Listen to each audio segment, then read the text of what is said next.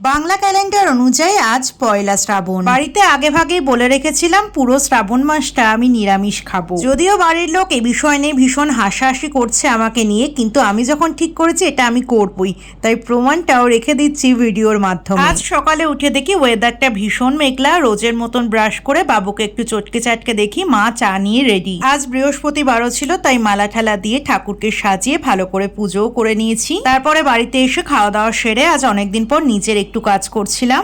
তারপরে 4টে নাগাদ স্নান টান করে ফ্রেশ হয়ে চলে এলাম একেবারে ঠাকুর ঘরেই। সারাদিন খুব ব্যস্ততার কারণে আজ মা সঠিক সময় পুজো করতে পারেনি, তাই আমি পুজোটা করে দিয়েছিলাম। আর সত্যি বলতে পুজো আচ্ছা করতে আমার বেশ ভালোই লাগে।